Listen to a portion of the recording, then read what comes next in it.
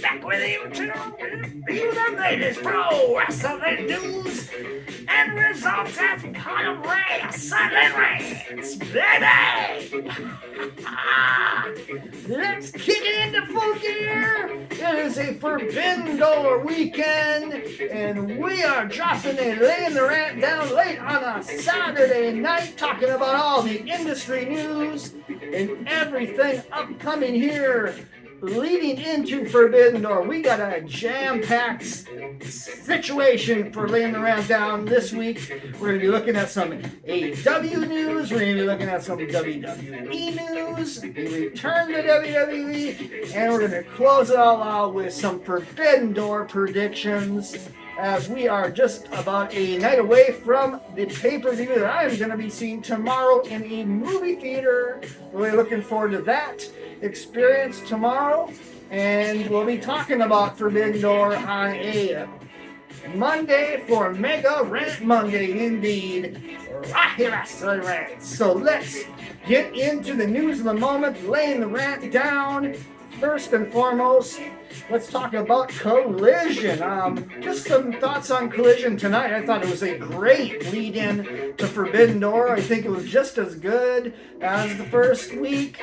The main event had similar tones as week one. The Andrade match had definite similar tones to week one. The format felt very similar.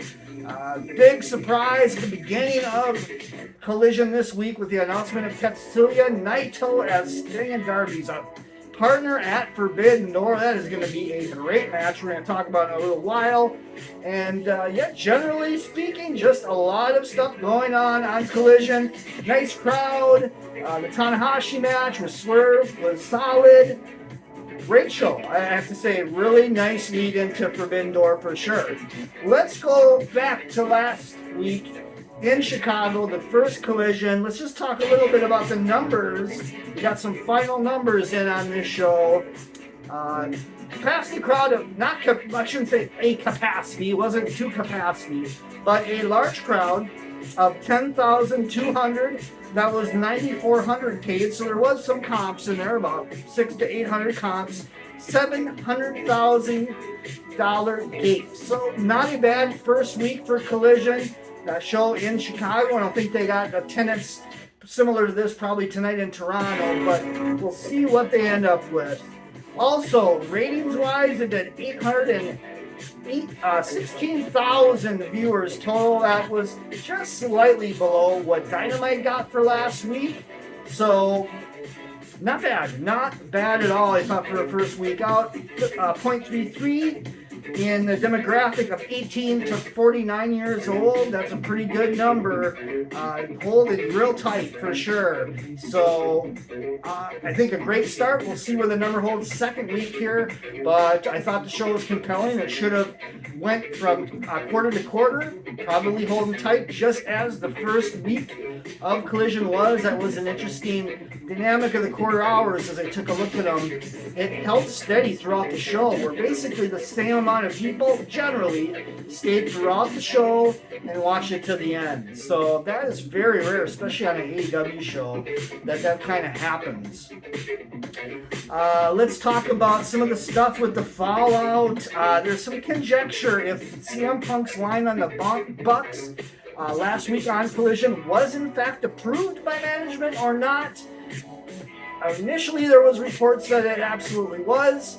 Meltzer this weekend in the Wrestling Observer newsletter questioned if it really was. He gave the impression it wasn't.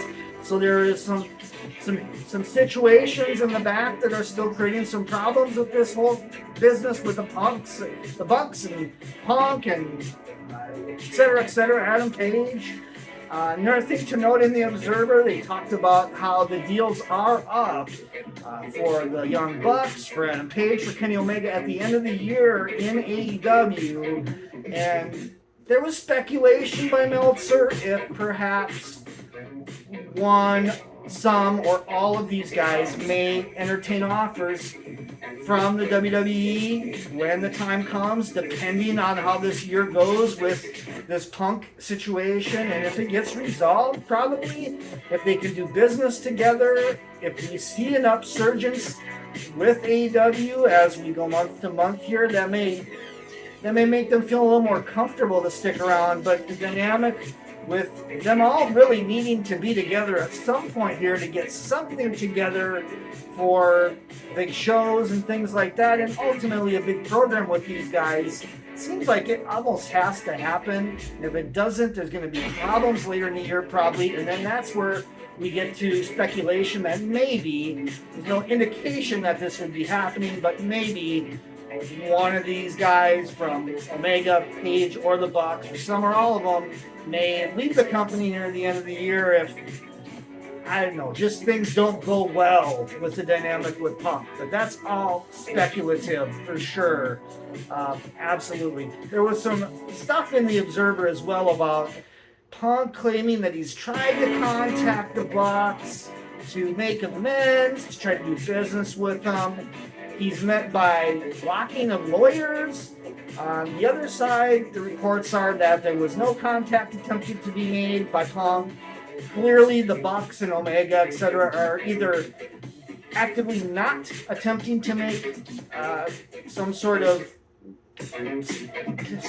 headway with Punk or some communication, or their lawyers are telling them not to. I don't know what the truth is. I think at this point they need to get the fucking lawyers out of this. Just sit these guys down, talk it out. I kind of thought it maybe already happened given the promo from last week on Collision. I thought those things couldn't have been said unless they were in fact approved and there was business to be done. But there is some speculative things that was not the case. I don't know what's real and what isn't. I might all be getting worked at this point, and these guys are all already in business a little bit together at this point. I don't know. Time will tell. The dynamic with Forbidden Door coming up plays a part in all of this controversy as well, because Punk is on the show, the Bucks are on the show, Adam Page is on the show, Kenny Omega's on the show. How are they going to make this work? I don't know. Is this going to be the time this weekend or tomorrow at the event where these guys come together and finally talk it out a little bit? Because they are working the same show and they're in the same arena. Something's got to give. There was some speculation that perhaps, and this was by Tony Khan himself, he actually said this on a media scrum last week, that perhaps Punk and Kojima, which now is set for Forbidden Door, was originally supposed to be Kenta and Punk. In the Observer, the word was that the offer was made to Kenta and he turned it down. I would presume he turned it down because he was probably told he was going to be losing to Punk in this Owen Hart tournament first round, and he stopped at the idea. I don't know. That's just, again, speculation on my part, but whatever the case, Punk is having a match at Forbidden Door, like I said, against Satoshi Kojima of New Japan. Should be a fun match. I'm looking forward to it. But Tony Khan himself in the media scrum said that match could have, may possibly be first on the show as the pay-per-view starts.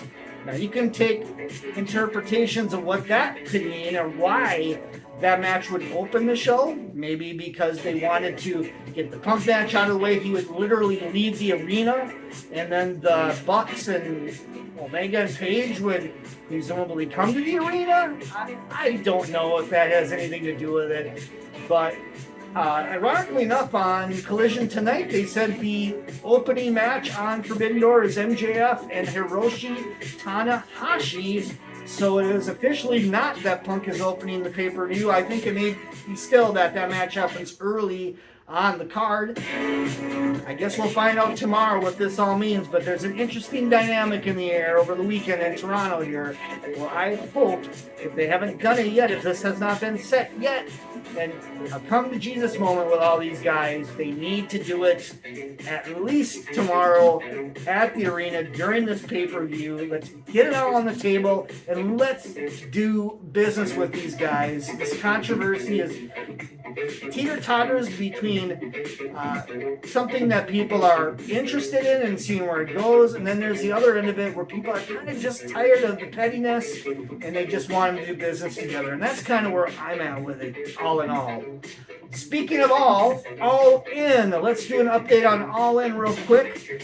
Some last numbers. This was just last week. Tony Khan himself put these numbers on a scrum Scrum, I think, was on Thursday of this week. 66,500 tickets have been sold for All In Wembley Stadium in London on August 27th. A total gate of 8.35 million, which blows any gate record for AEW out of the water.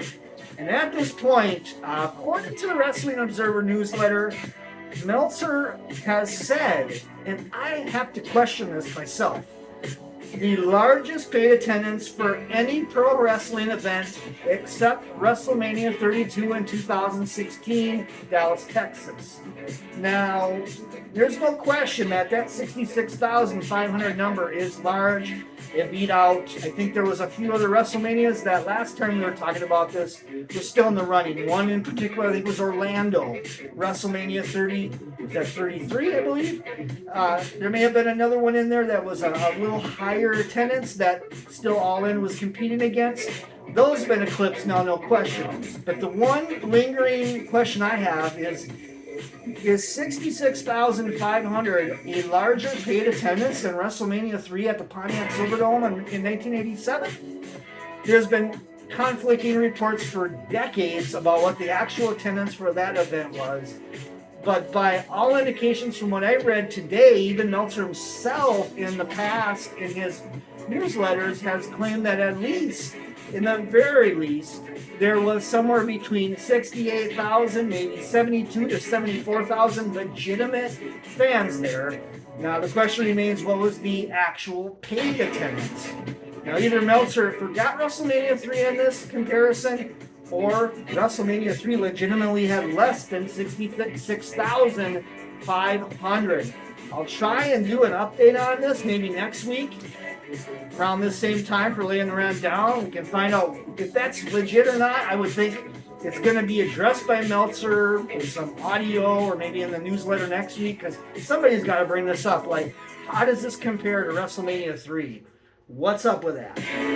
All right, let's move on to some WWE news real quick here. NXT main roster interactivity is helping the brand significantly. So